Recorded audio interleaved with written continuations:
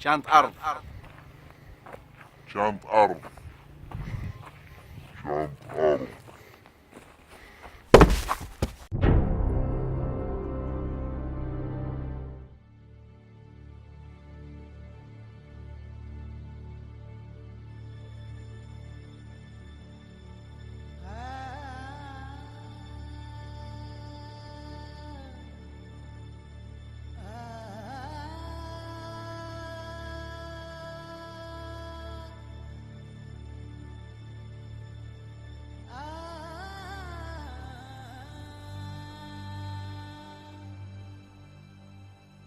والله احنا لما يعني توفت امي توفت تقريبا العصريات، طلعنا بالاول على المقابر اللي حوالينا. كل ما نجي على مقبره يقولوا يا اخي عم نعاني من السوريين وصار كذا واحد مدفون وصار في عندنا يعني ضيق بالمساحه من جراء كثره السوريين متواجده بالمنطقه. هذا العذر يعني ثلاث اربع مقابر كله بيقدم لنا هذا العذر. هذا العذر يعني وصلنا لمرحله انه صار عندنا ما عندنا امل انه غير بنطلع على سوريا. بسم الله الرحمن الرحيم. الحمد لله والصلاة والسلام على رسول الله.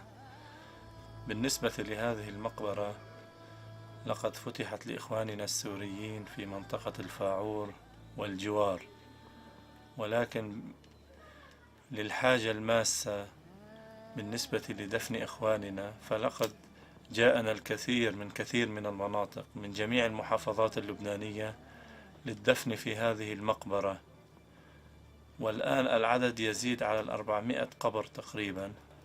وهذه مبادرة فردية من بعض شباب المنطقة في الفاعور، ولقد دفن الكثير منهم قريب 50 شخص في المقبرة الأساسية التي هي لأهل البلدة، ولكن لم يعد فيها مكان لبقية القبور.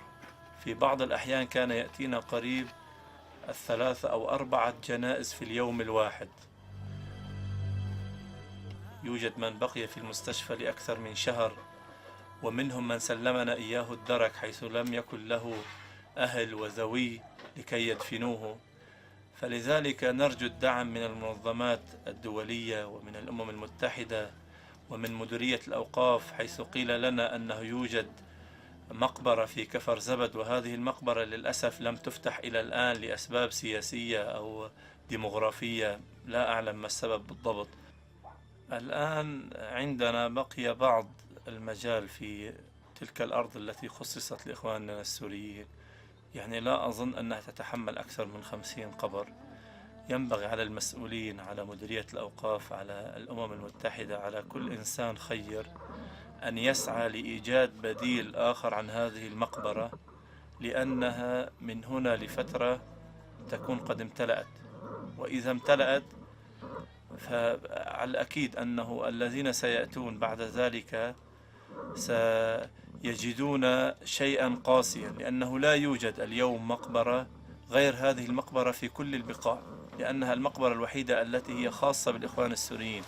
ويوجد كثير من المناطق يأتي الناس إليهم لكي يدفنوا موتاهم ويرفضوهم. لا بل أخبرت مرة عن حالة أنه يوجد من انتشل من القبر بعد أن دفن، جاء ناس من أهل البلد لا أتذكر في أي منطقة بالضبط، وانتشلوه من القبر وأخرجوه، وبعد ذلك جلبوه إلينا ودفناه ونحن هذه المقبرة ندفن لله تعالى بدون أي مقابل مادي، لا نرجو إلا الأجر من الله تبارك وتعالى.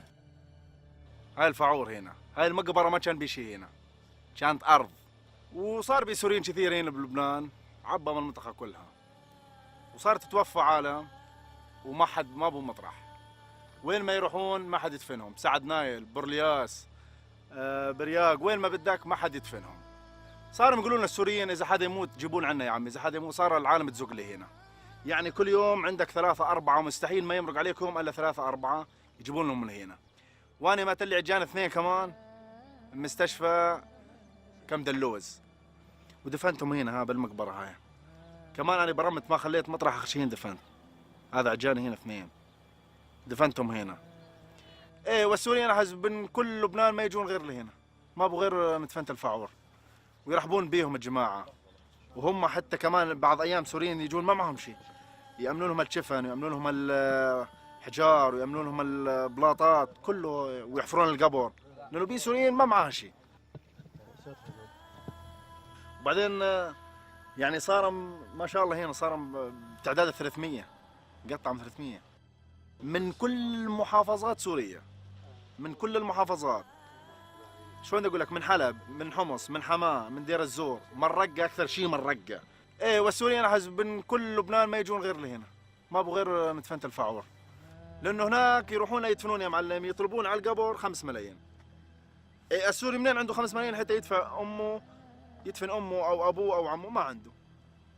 من كثر السؤالات ومن كثر مطاشين خبر انه هنا يا معلم يعني تكلفهم الشغله بس يحطونه بهالاسعاف وينقلونه لهنا ويدفنونه هنا ببلاش، ما يدفعون ولا 1000، يدفعون ايجار الاسعاف $100 بس. ابوي اجى بعد سنه ونص من جيته لهون مرض، عملنا له عمليه والعمليه ما نجحت وتوفى بال 2014 بالشهر التاسع.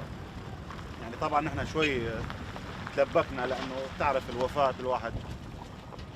ايه الحمد لله يعني اهل الضيعه كفلوا بالموضوع كلياته، وانا بالفعل بصراحه من زمان حبيت هيك يصير مثل اي لفته اعلاميه او مقابله او سؤال، لحتى يعني باسمي انا شخص متواضع وباسم اخوتي وعمومتي والسوريين طبعا كل العموم، نتشكر اهالي الضيعه جميعا يعني الكبير والصغير. والحمد لله رب العالمين نحن نتحمد الله انه هاي المقبره اللي انوجدت، لانه انوجدت يعني العالم وين بدها تروح؟ في من حلب، في من الشام، في من حمص، في من الزبداني، في من بلودان، في من منين بدك؟ من الغوطه، من داريا، من درعا، كل المناطق السوريه، من عفرين اخر الحدود.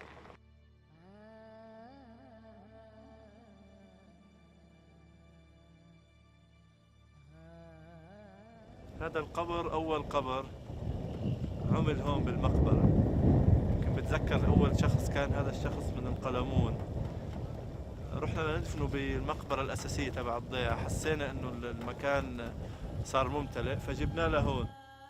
نحن عم نستقبل من كل إخواننا السوريين من دون تفرق، سواء كان من الحضر أو كان من العرب البدو أو مين ما كان يكون، من أي منطقة كانت.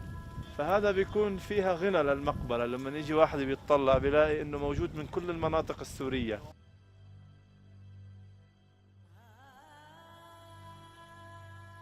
هذا القبر كمان لقبر شيخ فاضل من حمص اسمه الشيخ خضر الخالد، كمان هو جارنا هون، كانوا قاعدين بمخيم، كان رجل طيب مسن رحمه الله.